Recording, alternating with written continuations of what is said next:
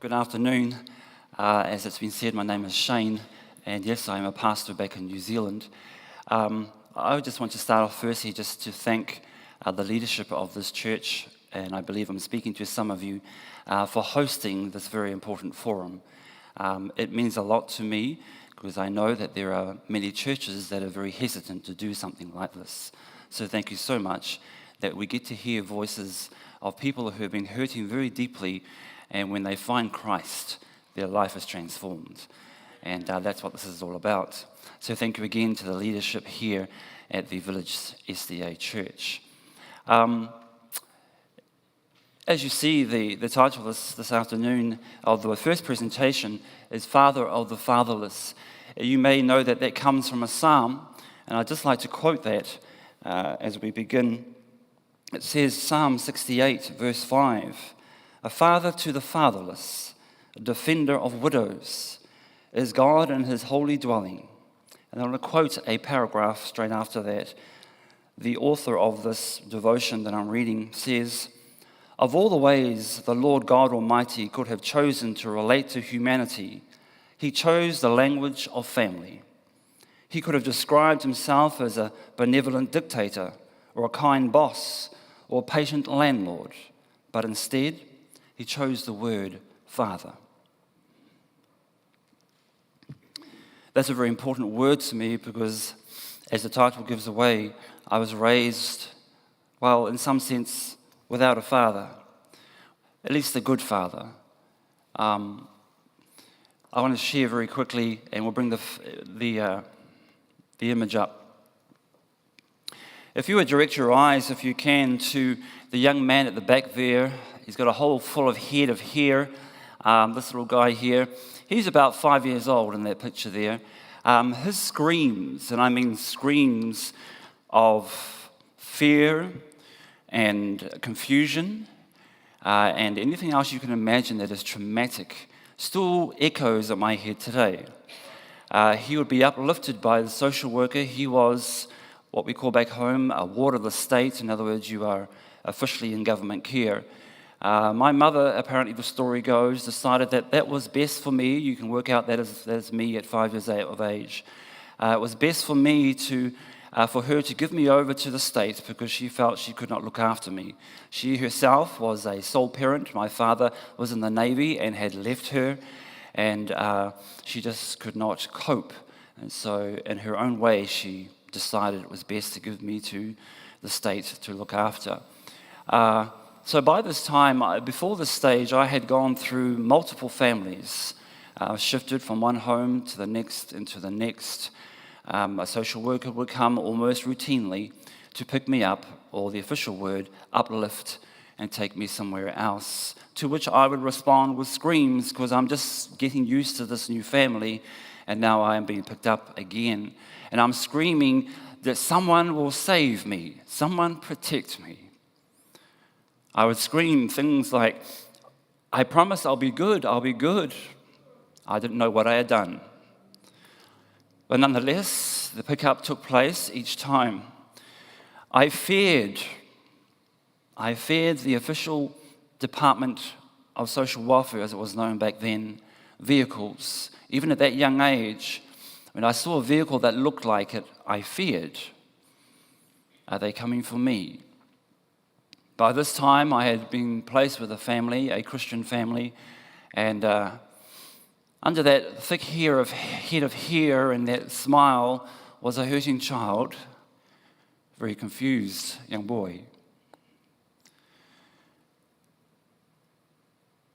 It would seem that each time I was picked up, it would be a male social worker. And it would seem at the time when I was uplifted, a little bit of commotion would happen. And it would seem that the lady of the house, or at least the female figure, would be the one to try and step in for me, to try and defend me, it seemed at a very young age. It seemed that she, from each house, would be the only one that would stand up for me.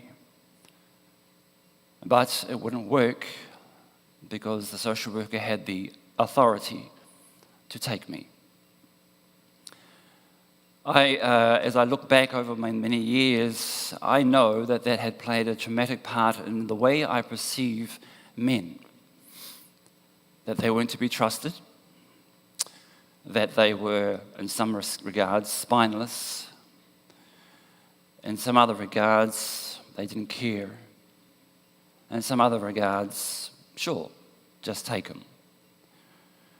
So I grew an attachment to always the female, because in my eyes, they were the one who tried to protect me, who tried to stand up, who tried to say something. And so as I grew up, I became very attached to females, and they were always my best friends. Later on in life, and as I went to high school, I like to think of it back then, I was just one of the girls. I understood the girls' language. I understood what their little giggles meant. I understood their mannerisms. But boys, they were very, very different for me. I think this, Dr. Hamilton last night was referring to, or was it somebody else? My memory has gone short. But one of the presenters yesterday referred to the, help me out here, what was it? Detachment. Defensive detachment, is that the term that was used? And that was very much my story in regards to males. But the odd thing was, as I grew up, that detachment somehow morphed into an attraction.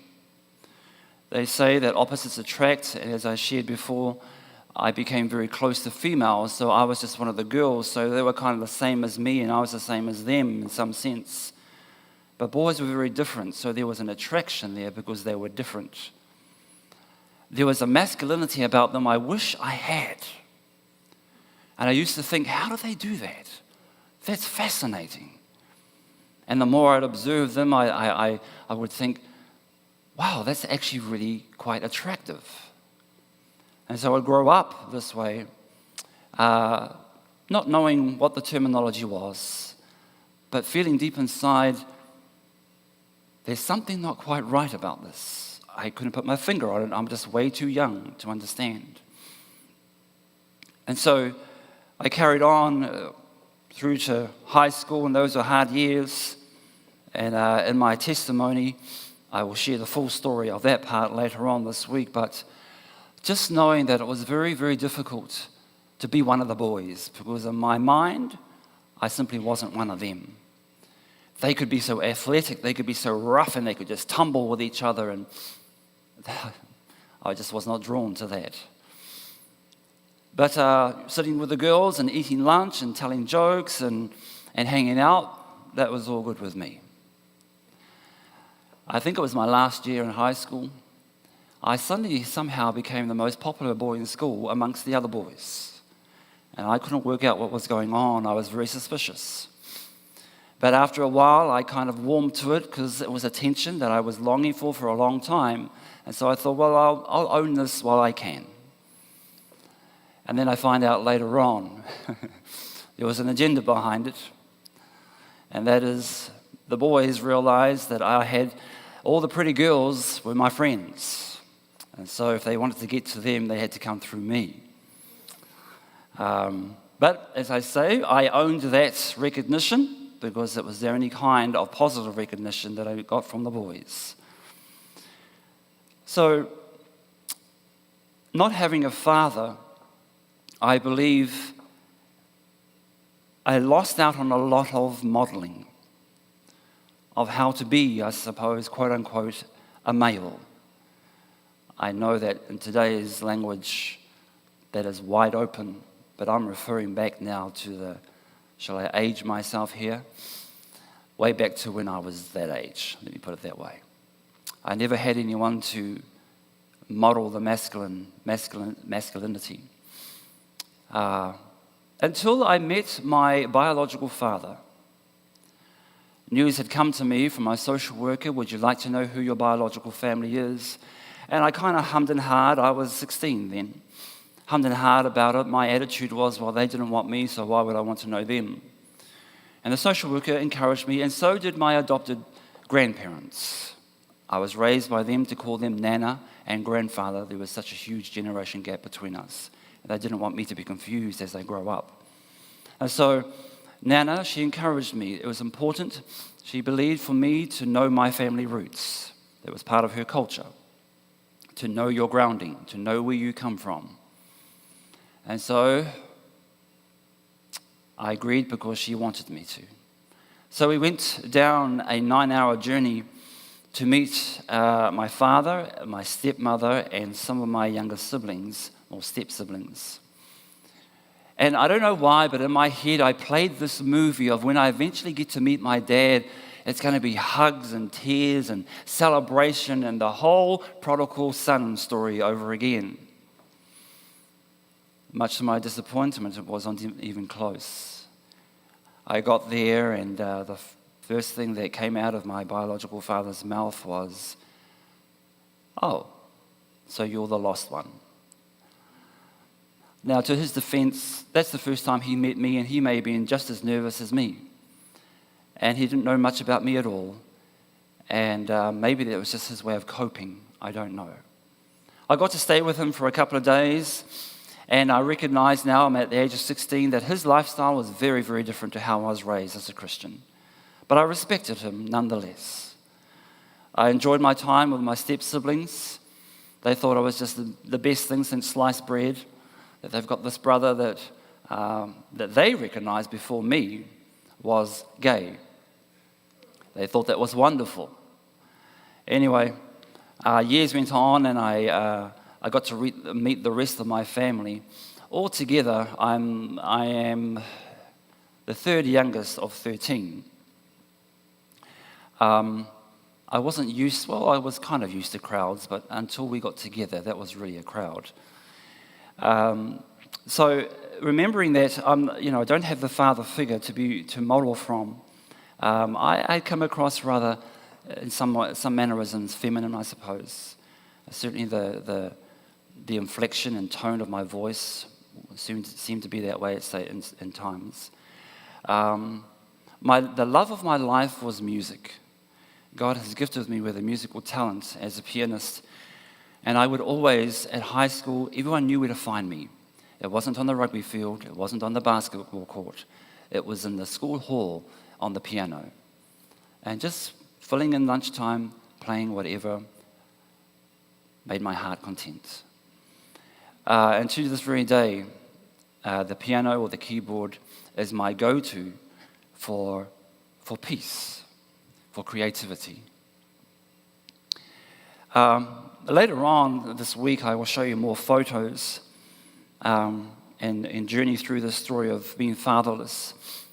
But as I resonate, or as I reflect on that verse that we just read, that God is the father to the fatherless. I so wanted a father. All my cousins had dads, all my friends had dads, and just for me to be able to say that word, dad, would mean so much. My foster grandfather, him and I never ever got on. We were chalk and cheese, as the expression goes. I would receive many physical hidings from him. I can't recall why. Surely I've done something, but I can't recall why. One particular time, he had made a beeline for me. He was coming from the dining area of the house through to the lounge, and I remember just seeing the anger on his face, looking straight at me as he was coming at me, and my whole body just froze like I was paralyzed. And my mind was saying, get out of there, but my body would not move. I was so scared. And as he came to lunge at me, all I remember is to see this blur come in front of me. And it was Nana who stood between us and took the hiding that it was meant for me. And I was screaming because at a young age there was nothing I could do. I was screaming because I recognized it was for me. Later on in life, as I was studying through seminary and we were doing different assignments on different subjects, and one assignment was about what Jesus has done for us on the cross. And that memory came flooding back. In a similar sense, What Nana did for me to take that punishment is what Jesus did for me on that cross. So, not having a father had a lot of negative impact on me. As we went on in life, grandfather got older, Nana had passed away. Some 15, maybe 18 years later, grandfather was on his deathbed, so to speak. He was in a retirement home, and I would go to visit him, but hesitantly and begrudgingly, because I felt, why would I want to go and visit him? He hated me, I hated him. That was the only thing we had in common. But I know now that the Lord encouraged me to go there because He had something in store for me. So I'd go there and just create, small chat, small talk for the sake of some kind of conversation. It seemed very superficial and empty to start with. And I'll just keep going back week after week. And again, I'm telling myself as I'm driving, why am I even going here? But I keep going. And our conversations got a little bit more meaningful and a little more deeper. And I started to realize over time, each visit, we got to understand each other and actually know each other a little bit better after all these years. I'm a young adult at this stage now, and he's well into his very late 80s. And I remember very close before he passed away, as I was visiting him, he said to me in conversation, Shane, there's something I regret about you. And my mind shut down. And I thought to myself, I knew this was too good to be true. I knew it. And so I prepared myself psychologically to fire back at him as soon as he fired out this insult that I thought he had prepared. Shane, there's something I regret about you. And I paused. And he said with tears in his eyes, I regret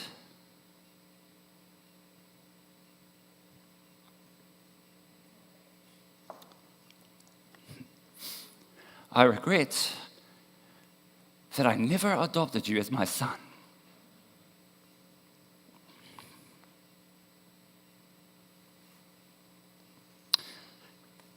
So, even after all these decades, that still hits me. I didn't know whether to scream at him or cry. Because I had waited for those words my entire life.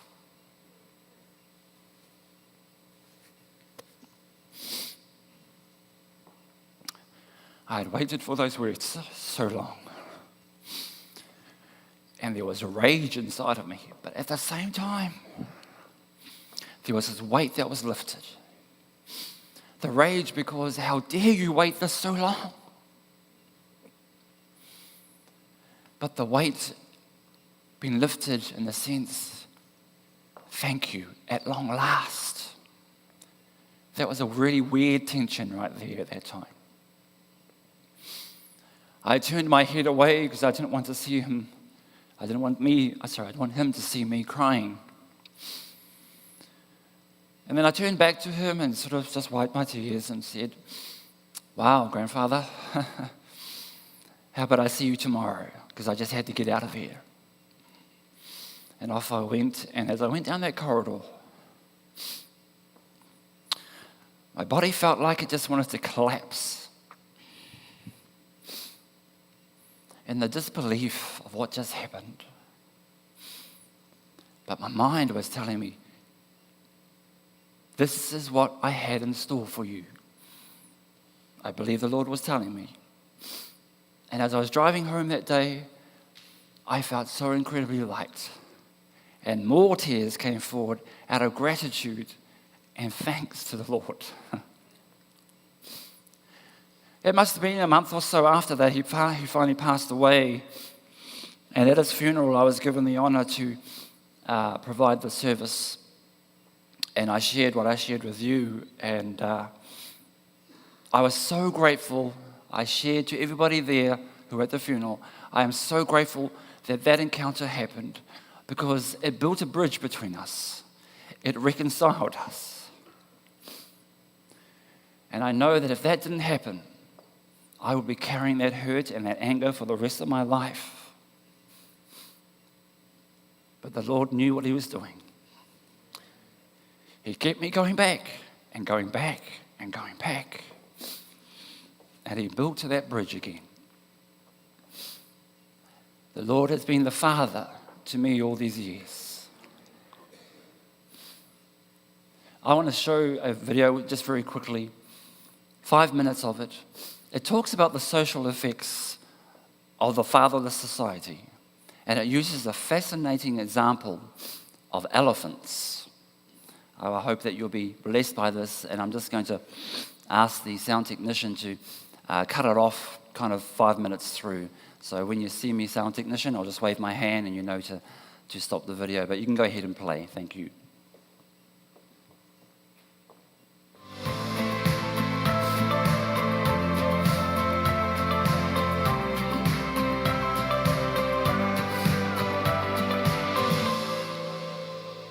Hi, I'm Samuel Bilton, and welcome to Family Matters. Some years ago, officials at Kruger National Park and Game Reserve in South Africa were faced with a growing elephant problem. The population of African elephants, which were once endangered, had grown larger than the park could sustain. So measures had to be taken to thin out the ranks. A plan was devised to relocate some of the elephants to another African game reserve. Being rather large animals, elephants are not easily transported, as you might imagine, so a custom harness was created to airlift the elephants and fly them out of the park using helicopters. The helicopters were up for the task, but as it turned out, the harnesses were not. They were strong enough to carry the juvenile and adult female elephants, but not the huge African bull elephants. A quick solution had to be found, so a decision was made to leave the much larger male elephants at Kruger and relocate only some of the female elephants and juvenile male elephants. This seemed to solve the problem. The herd was thinned out and all was well at Kruger National Park. Sometime later, however, a strange problem surfaced at South Africa's other game reserve, Pilanesberg National Park, the younger elephants' new home. Rangers at Pilanesberg began finding the dead bodies of endangered white rhinoceroses. At first, poachers were suspected, but the huge rhinos had not died of gunshot wounds and their precious horns were left intact. The rhinos appeared to have been killed violently with deep puncture wounds. Not much in the wild has the ability to kill a rhinoceros, so rangers set up hidden cameras throughout the park. And what they discovered shocked them. The culprits turned out to be the meandering band of aggressive juvenile male elephants, the very elephants that had been relocated from Kruger National Park. These elephants had also been terrorizing other animals in the park as well. This kind of behavior is very rare for elephants. Something had gone terribly wrong. They started to theorize, and the only thing that they could think of was that these young male elephants had been relocated into this culture without adult and mature male elephants. They had been left without role models. And so the rangers constructed bigger, stronger harnesses, and they flew in some of the older bulls left behind at Kruger. Within weeks, the bizarre and violent behavior of the juvenile elephants stopped completely. The older males let them know that their behavior was not elephant-like at all. In a short time, the younger elephants were following the older, more dominant bulls around while learning how to be elephants. They did not know how to behave without their fathers around.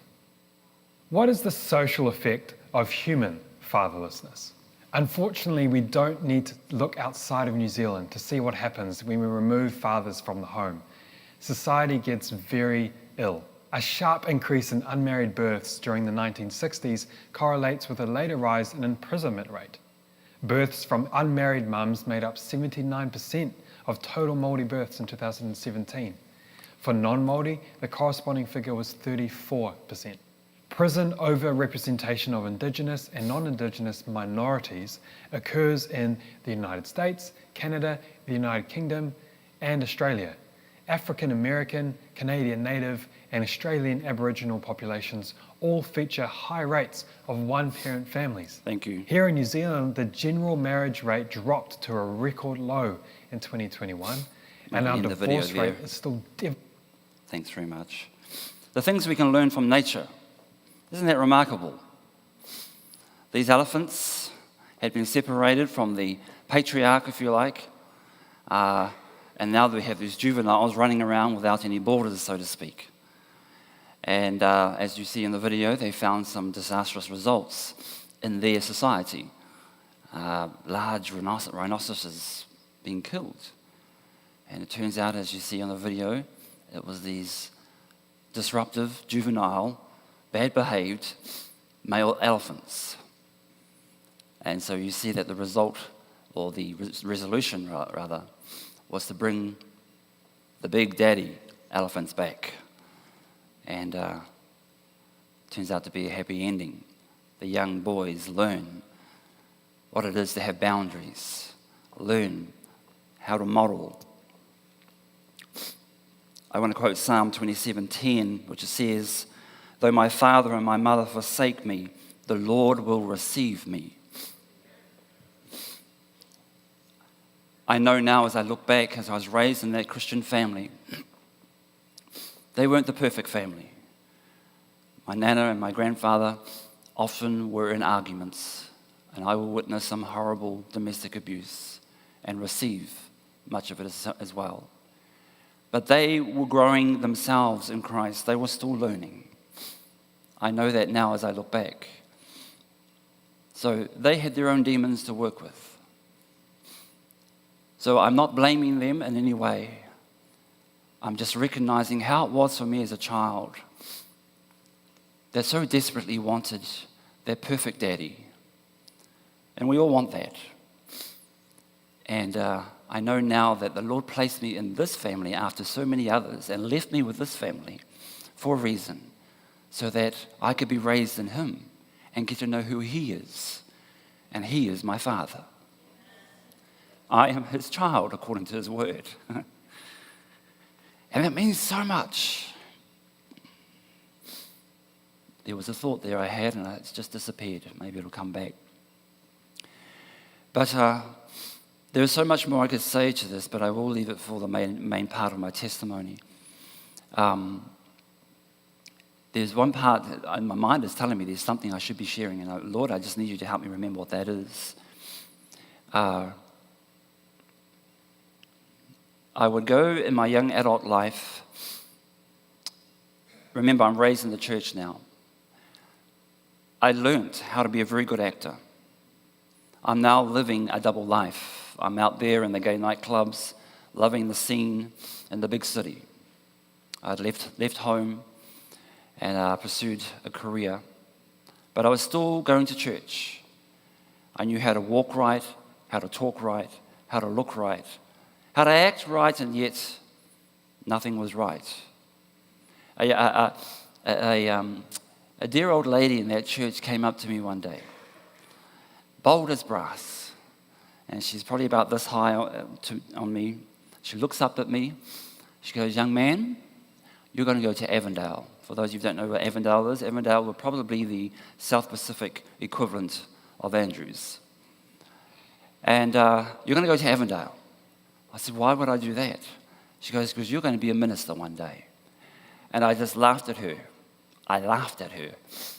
I laughed in the sense of, that's really cute. Thank you for those nice words. But in my head, I was thinking, lady, you have no idea. You have no idea of my life behind all this. Wow, if she were alive today, I'd give her the biggest hug ever. She spoke powerful words into my life. And indeed, I started some study via correspondence through Avondale. That was part-time. Then I decided, you know what, this is going to take forever. So I gave up work and went full-time in a different seminary to complete that degree. And the Lord blessed me mightily. And I'll share more of that in my testimony later this week with photos, etc. But there was a lady who just saw me for what I can be. And I know, because the word says so, that that's how God sees us, for who we can be, for who He created us to be. And there's a day that I look forward to when I get to see Jesus face to face. And He gives me that big daddy bear hug, you know? There's a song that I love, I don't know if you know it, it says, I can only imagine. I love the lyrics. When I'm face to face with Christ, how will I respond? Will I be like David and dance in his presence? Or will I be like someone else and fall on my knees? Will I prostrate myself on the floor and dare not look up into that almighty holiness out of respect? How will I respond? I was always afraid to hug males because in my mind, they might interpret it wrong. So I was very distant. I'm okay today with most men now. I'm okay today. But I look forward to that day when Jesus says, come on, my son, give me a hug. Give me a hug. I wish there were some tools back then when I was young to understand some of the stuff about how much God loves me. I mean, there were. They taught me, the Bible taught me. But there's so much available out there today that even I don't think the church is aware of, that we can use these tools to raise our children to really consolidate how God loves them and how very special they are to him. The apple of his eye. In a moment, I want to share, it's a bit of a plug really, it's a bit of a promo of a person I consider a friend, Dr. Christopher Yuan. He is a Christian. He's a professor at, I think he's still there, the Moody Bible Institute. And he has a story, a powerful story of his own, coming from a gay background, and how the Lord changed his life. So in almost closing, I'm going to share a little video with you. And I'm sharing this video, yes, it is a bit of a plug, but it's also, I think when this first came out, I thought to myself, if only I had this tool, maybe my life would have been so much more different. Understanding sexuality in a holistic biblical way. If only I had this tool that you're about to see, the promo, should be around $200, maybe more US dollars to have this tool available. But they're now providing it for just $20. I would encourage you to go online once you see it. If you want to teach your children holistic biblical sexuality in a very easy way, I would encourage you to take up this tool, because it's something, as I said before, I wish I had this, because I think my story would be so much different if I did. So can we play that video, please? There are few things more relevant and controversial than sexuality and gender. How do we as Christians respond full of grace and full of truth? Charles Spurgeon said, discernment is not knowing the difference between right and wrong, it is knowing the difference between right and almost right. My name is Christopher Yuan, and I have created a 12-lesson video curriculum designed just for you, the parent, to watch at home with your teenager. I will share my own testimony of having identified as a gay man and now no longer do. I will also tell some anecdotes and stories, but the bulk of these 250 minutes of teaching will be grounded in the Word of God. If you would like more information, go to holysexuality.com.